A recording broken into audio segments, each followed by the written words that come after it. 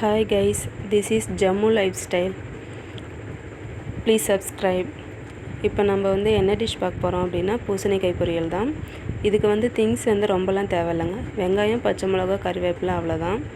பார்த்திங்கன்னா கடாயில் எண்ணெய் வச்சுட்டு கடுகு போட்டுக்கோங்க. கடுகு போட்டு நல்லா பொரிஞ்சதும்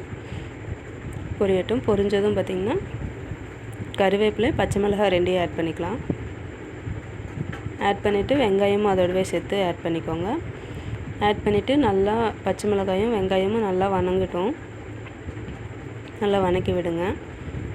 மீடியம் ஃப்ளேம்லேயே வச்சு வணக்குங்க. இப்போ பார்த்திங்கன்னா நல்லா வணங்கிடுச்சு. இந்த ஸ்டேஜில் வந்து பூசணிக்காய் சேர்த்துக்கலாம். பூசணிக்காய் சேர்த்து நல்லா கிளறி விடுங்க. நல்லா மிக்ஸ் ஆகிற அளவுக்கு.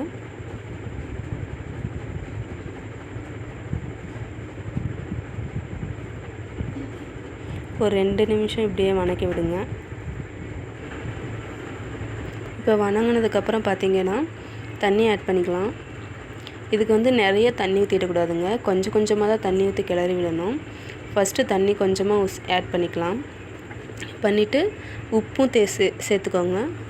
உப்பு தேவையான அளவு சேர்த்துட்டு நல்லா மிக்ஸ் பண்ணி விட்டுக்கலாம். பார்த்திங்கன்னா நல்லா மிக்ஸ் பண்ணியாச்சு. இப்போ மூடி போட்டு மீடியம் ஃப்ளேம்லேயே வச்சு நல்லா வேக விடலாம். நடுவில் பார்த்திங்கன்னா எடுத்து கிளறி விட்டுக்கிட்டே இருக்கணும், இல்லைன்னா அடி பிடிச்சிரும். பார்த்திங்கன்னா இப்போ நல்லா பூசணிக்காய் வெந்துடுச்சு. வெந்ததுக்கப்புறம் பார்த்திங்கன்னா நல்லா கிளறி விடக்கூடாது, இல்லைன்னா காயெல்லாம் உடஞ்சி கொலன்னு ஆகிடும். இப்போ லாஸ்ட்டாக பார்த்திங்கன்னா சர்க்கரை ஒரு 2 ஸ்பூன் ஆட் பண்ணிக்கலாம். ஆட் பண்ணிவிட்டு தேங்காய் துருவல் ஆட் பண்ணிக்கோங்க. தேங்காய் துருவலும் ஆட் பண்ணிவிட்டு ரெண்டும் நல்லா மிக்ஸ் பண்ணி விடுங்க. ரொம்ப போட்டு கிளறிடாதீங்க, இல்லைன்னா எல்லாம் ஃபுல்லாக உடஞ்சி கொலன்னு ஆகிடும். லைட்டாக கிளறி விட்டால் போதும், எல்லாம் மிக்ஸ் ஆகிற அளவுக்கு. அவ்வளோதாங்க. இப்போ பூசணிக்காய் பொரியல் ரெடி ஆகிடுச்சு. வெரி ஈஸி டிஷ் தாங்க.